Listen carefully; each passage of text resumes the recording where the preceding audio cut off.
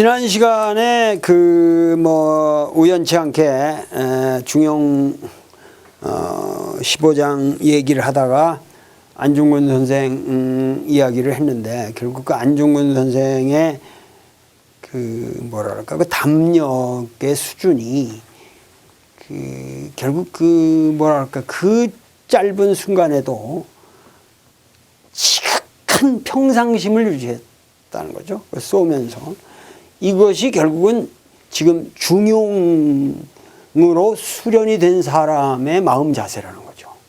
그 짧은 순간에 그 7발을 그 떡대 같은 이 러시아 병사들이 지키고 있는데, 그 두 열 사이에 빈 공간에서 1초 안에 다 일어난 일입니다. 그러니까 이런 것들이 그 평상심, 그게 그야말로 중용으로 수신을 한 사람, 신독의 수신의 결과라는 거예요. 그러니까 어떤 스님의 용맹정진보다 더 높은 경지를 과시했다.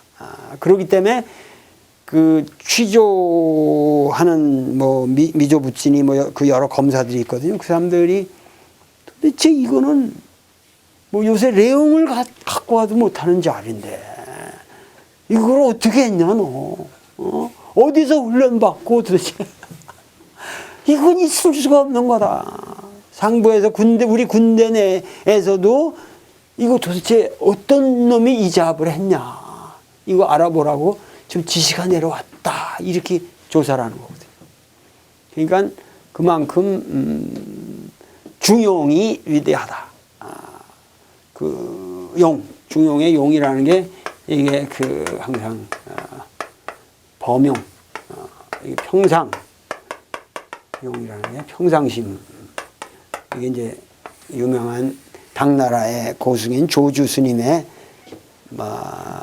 차 한잔 들게라는 그런 얘기도 그냥 그 스님을 뵈려 천고 천신만고의 그 길을 걸어가지고, 옛날엔 다 저기 와서 어렵게 와서 조주 스님을 대선사를 뵀을 때 어떤 지고의 진리를 들으려고 벌벌 떨고 엎드려서 한 번만 그런 최고의 진리를 듣고자 여기까지 왔습니다. 이래는 그 순간에 차 들었냐? 이런 식으로 차 한잔 들어라. 이런. 그 조주 스님의 그 말씀이 지금 너무 천박하게 사방에서 인용돼 가지고 그 무슨 차 한잔 들게라는 말이 그렇게 저기했지만, 그게 그 조주 스님의 그 경지가 그 평상심, 그 중용의 논리거든요. 이 불교와 선이 이제 중용의 이 평상적인 거하고 이게 결합이 되면서 선으로 되는 겁니다. 이게 일상적인, 지금 너가 나한테서 지고 무상의 연락의 도를 듣는 게 중요한 게 아니라 여기서 그냥 차 한잔 마시고 가라. 결국 그 도는 네가 죽도록 깨달아야 할 거니까 여기 나한테 왔으면 차 한 잔 들고 가라. 이게 그 경지가 그 텐션과 이게를 저기가 그냥 인사동 찻집에다 다 써놓고 사방 어디다 그냥 파는 데 난 조주 스님을 팔아먹는 동에다가 그거 어렸을 때 난 그냥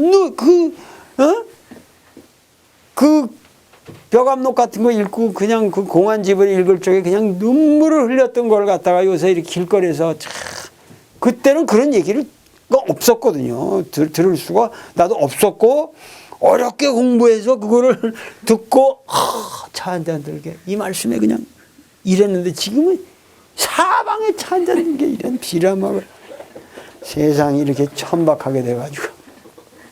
그래서 안중근 선생 얘기가 나온 김에 관련된 것을 한번 그 역사에 참 이게 아주 우연한 것 같아도 우연한 일들이 아닌데,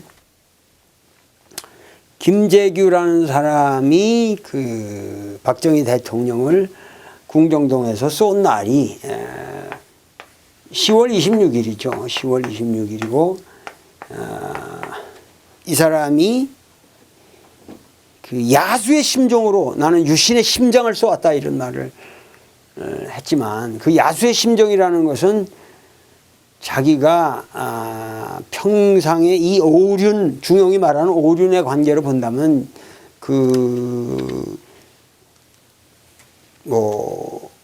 박정희 대통령을 쏠 입장이 아니죠. 가장 서로가 사랑해주고 존경했던 관계고, 그리고 또 육사 선배고, 박정희는 물론 일제시대 때부터 육군 소좌로 일본에 아주 군인으로서 살았던 사람이지만,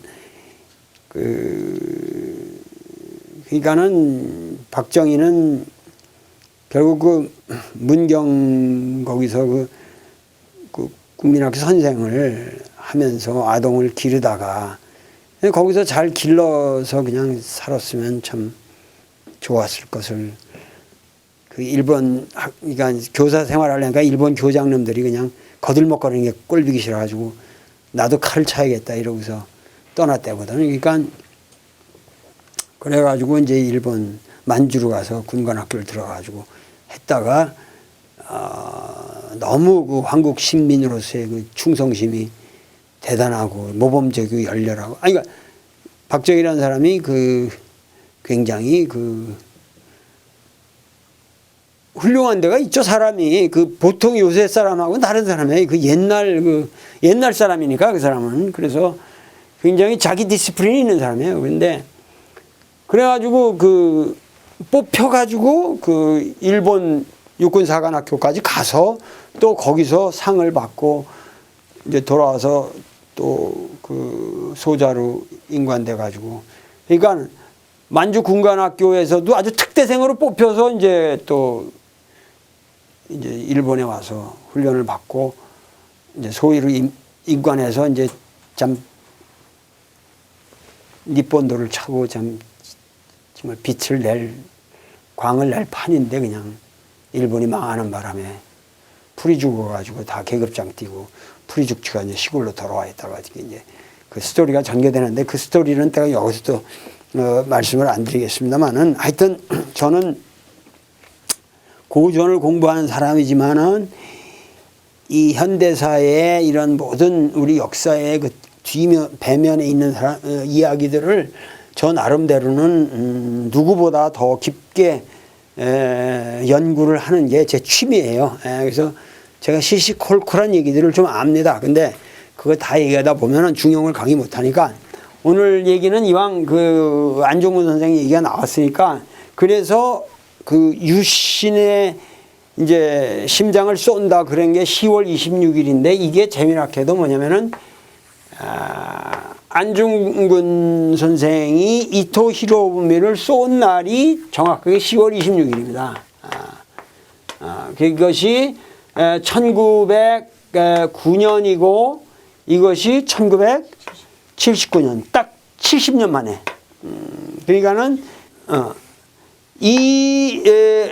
결국은 김재규가 이 날을 선택을 한 것도 그 뭔가 이게 심상치 않고, 70년이라는 이 숫자도 심상치 않고, 재미난 건 뭐냐면 안중근이 이토 히로부미를 쏜 것은 일본 명치 유신의 심장을 쏜 겁니다. 그 일본 명치 유신이라고 하는 것은 가츠카이슈 같은 사람들이 저기 하지만, 소위 말해서 이 막부가 물러서면서 명치 천황을 옹립해서 동양 평화를 만들으라고 그래서 니들을 해줬는데, 왜 나는 안중근 선생이 얘기하기엔 나는 이토라는 개인을 죽인 살인자가 아니다. 그 법정에 얘기하는 거 정확하게 알아라. 나는 조선 독립군의 대장으로서 이 토를 처단한 거다. 그러니까 나를 범죄자로 다루지 말고 만국 공법에 의한 전쟁 수행자의 한 사람으로 나를 다뤄라 이런 얘기거든. 그렇게 일본 법정에다가 요구한 게 이게 대단한 거거든요. 그래서 나는 이토를 저기 한 건 뭐냐면 가츠카이슈 같은 사람들은 뭐냐면 다 이쪽 막부 사람이었는데, 그러니까 막부의 이 일을 물러나게 하고 천황을 옹립해 주는데 협조를 해가지고 했는데 그 사람들이 말한 게 그거거든. 우리가 널 명치를 만들어 준 것은, 명치 유신을 만들어 준 것은 이게 동양의 평화를 만들려고 그런 거지. 이게 동양을 짓밟고 여기에 이렇게 악랄한 짓들을 해가지고 그래도 중국과 조선 같은 것이 우리 문화의 뿌리고 여기를 존중해서 이것과 같이 합심을 해서 이걸 다 같이 키워나간다면은 미국이고 불란서고 영국을 우리가 대항할 수 있는데, 그 가츠카이슈는 그 당시도 사상이 그랬거든요. 그거랑 우리나라에서는 그 당시 그런 선진 사상을 안중근이 흡수해가지고 얘기를 한 거란 말이에요. 그러니까는 잘 갈 수 있는 유신을 잘못 가고 있기 때문에 그걸 내가 쐈다. 김재규가 70년 후에 이날을 선택해서 유신의 심장을 쏘았다는 거는 10월 유신이 그야말로 잘 갈 수도 있는데 왜 이렇게 잘못 가고 있느냐. 네가 유신을 했으면 그 유신에 소기하는 바 뭐를 새로운 이걸 만들어야 될 거 아니야 하고서 쏘았다는 얘기죠. 이게 그 사람들이 얘기를 안 하지만은 이건 정확한, 제가 보기에는 그 역사에 그 김재규가 이날을 선택한 이유와 철학이 정확하다고 봅니다. 그래서 김재규는 일단 나는 앞으로 열사 취급을 받아야 한다. 절대 그 사람은 개인적인 하나의 그 범죄자로서 지금 처리가 되고 있는데 그것은 잘못된 것이다. 자, 그래서 그 다음에 나오는 얘기가 이제 시경이 인용되고 있는데, 이거는 너무 내가 시경만 나오면 머리가 그 골치가 아파지기 때문에 그냥 제가 해놓은 번역만 읽고 넘어가겠습니다. 시의 가로대. 여기 이제 재미난 게 뭐냐면 중용의 그 시경을 말할 때 시왈 이러거든요. 그러니까 이거를 시경이 있어요. 그러나 이걸 시경이라고 하면 안 되죠. 왜? 그때는 경전화되어 있질 않았으니까. 이건 시경이라는 것은 이건 한대 이후에 붙은 이름이니까,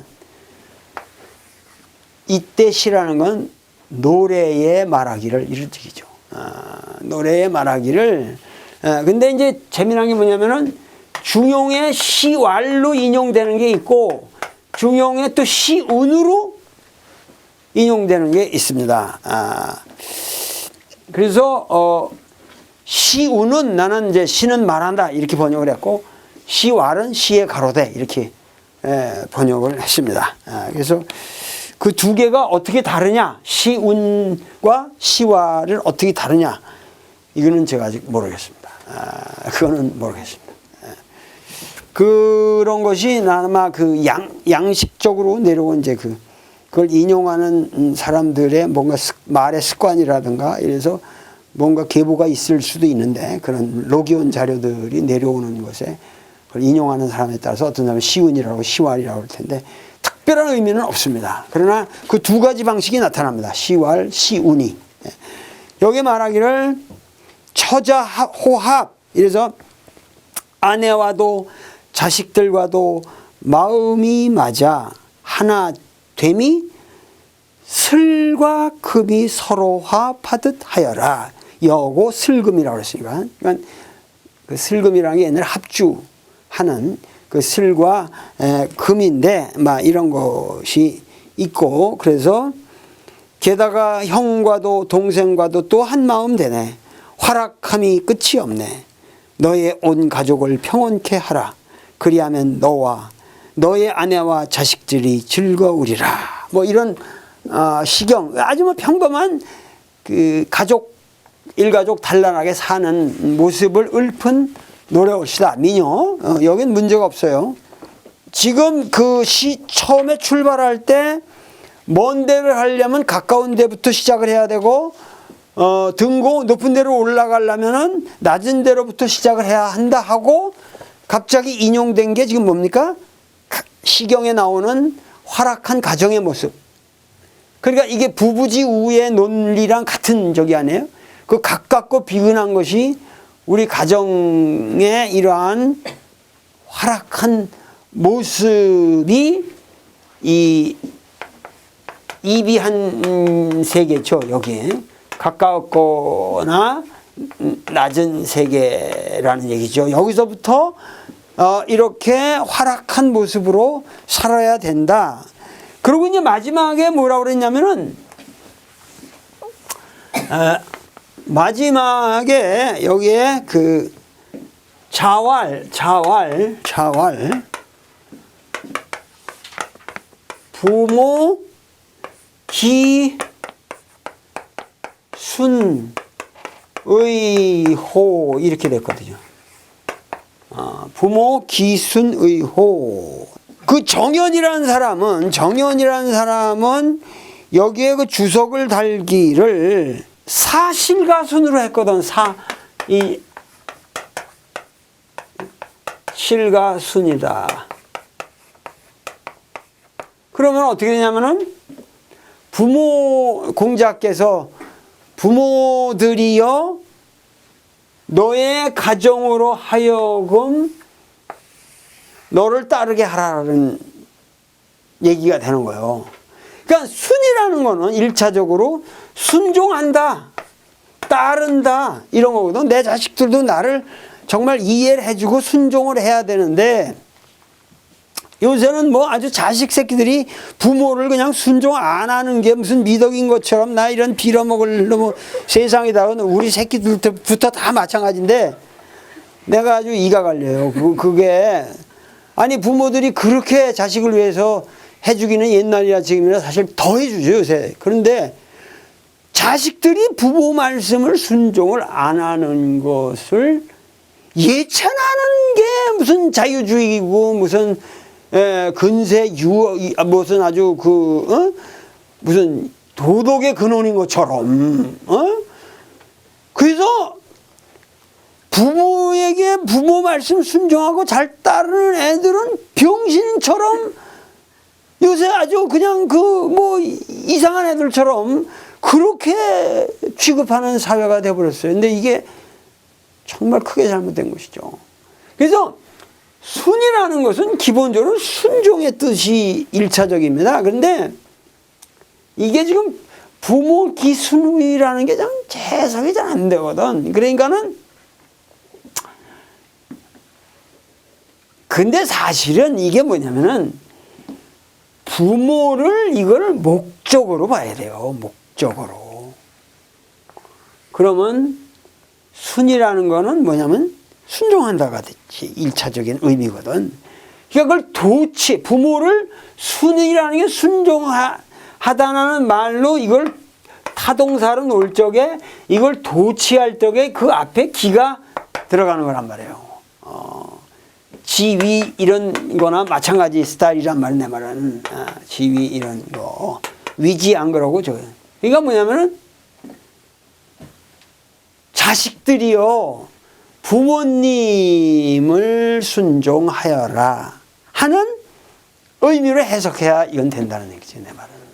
그런데 주자는 이렇게 문법적인 구조를 따져서 순을 안 하고 순이라는 거를 그냥 부모님의 마음의 상태. 그래서 뭐냐면 이렇게 시경에 이런 얘기를 하고 가족이 이렇게 다 화목한 모습을 해내면 그 부모님께서 얼마나 안락하실 것이냐. 그래서 부모님의 마음이 그렇게 되면 오죽 안락하실 것이냐. 이렇게 해석을 했거든. 근데 이거는 주자가 잘못 해석한 것이다. 나도 처음에는 그냥 주자처럼 해석을 했다가 아무리 생각해도 이게 이상해서 내가 그 번역문을 고쳤는데, 결국은 뭐냐면은 순이라는 것은 양쪽의 의미가 있는 거죠. 부모님께서 어차피 내 가정이라는 건, 내가 갖고 있는 가정이라는 거는 부모님께서 물려주신 것이죠. 그렇기 때문에 부모님께서 물려주신 가정을 내가, 내 자식들이 나를 잘 따르도록 하는 게 그 순화롭게 하는 거죠. 걔들이 나를 잘 따르도록 해야 내 부모로서 권위가 있는 거지. 그러면서 또 나는 내가 나의 돌아가신 부모님들을 따르는 것이 되는 거죠. 그러니까 부모와 자식 관계라는 건 일방적인 관계가 아니라 항상 유추되는 관계라는 얘기죠. 그래서 뭐냐면은 결국 이 순이라는 의미는 나의 자식들이 나를 따르고, 그렇게 하면 내가 또 나의 부모를 따르고, 그렇기 때문에 이런 가족의 연속성, 이것이 동양인들이 추구한, 그게 영생이에요. 하나님에게 구원받아서 영생하는 게 아니라. 그러니까는 동양 사람들은 뭐냐면은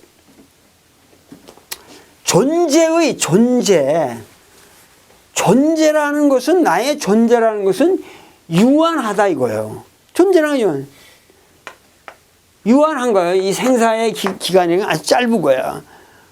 그러니까 이 유한성을, 이거는 이제 누구나 다 마찬가지예요. 그러니까 서양의 사람들은 이 유한성을 극복하기 위해서, 히랍인들은 신을 만들잖아요. 신의 특징이 뭐예요?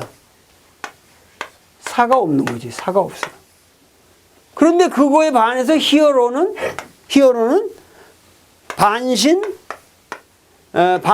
반인이기 때문에 히어로들은 죽어요.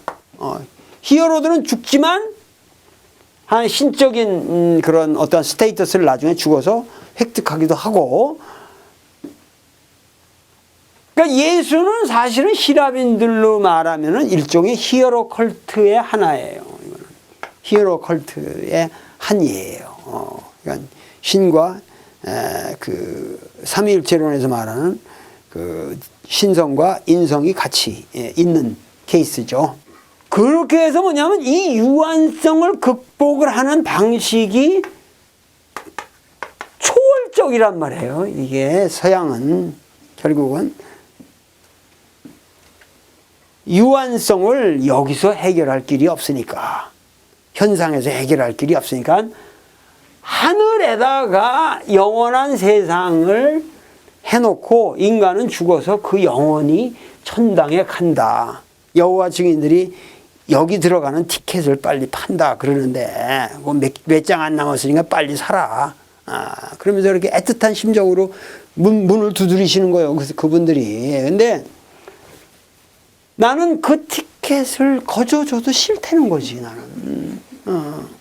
근데 서양 사람들은 이거밖에 생각이 안 나는 거예요. 이게 영원한 저기를 하려면 이 유한성을, 사람이 허무하게 이렇게 여기서 딱 요렇게 끝날 수 있습니까? 여기 가면 영원한 세계가 있습니다. 영원한 세계. 무한히 사는 여기가 끝이 없이 무한한 세계가 있고, 그러니 여기로 올라가시면 여기서 영원히 삽니다. 이게 서양 사람들의 해결 방식이죠. 근데 오늘 앞으로 얘기하겠지만은 동양인들의 해결 방식은 초월적인 거는, 이거는 이미 주나라 때 없애버렸으니까 방법은 뻔한 거지.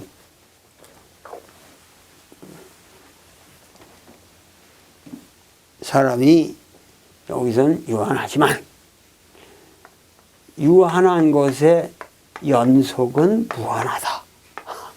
그러니까는 사람은 왜 이거를 여기다가 천당에다 만드냐? 이거를 어디다 만드냐? 시간 속에 만듭시다. 이거를 역사라 하느니라. 그러니까 동양인들은 뭐냐면 호랑이는 죽어서 가죽을 남기고 사람은 죽어서 이름을 남긴다. 지금 뭐냐면 역사에서 나의 영원성을 확보한다는 거예요. 돌이 이렇게 열심히 여기다 왜 강의를 하겠어? 나는 죽어도 저 디지털은 남는다. 저래가지고 저게 영원히 흘러간다. 그 정도면은 천당에서의 영속성보다는 이게 더 확실하다 이거지.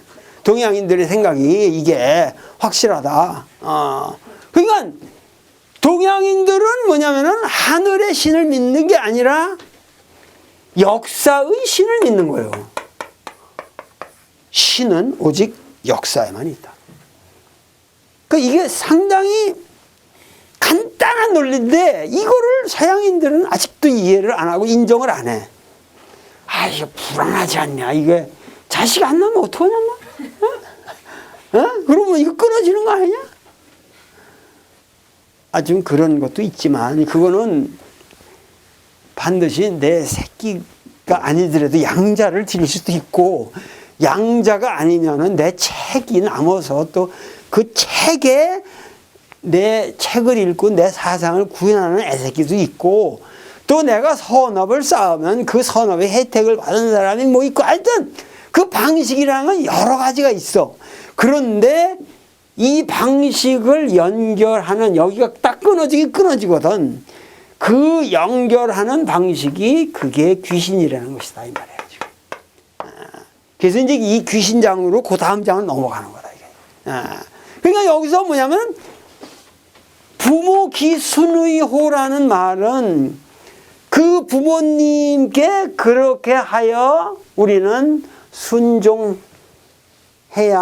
하리로다. 부모님께서 물려주신 가정을 순화롭게 하여 부모님께 순종하여야 할 것이로다. 공자의 이 말씀이라는 것은 결국은 부모님께의 순종이 뭐냐면 하나의 그 역사의 연속성이라는 얘기지. 그렇기 때문에 이 역사의 연속성을 위해서 이 귀신이 존재하는 거죠. 왜?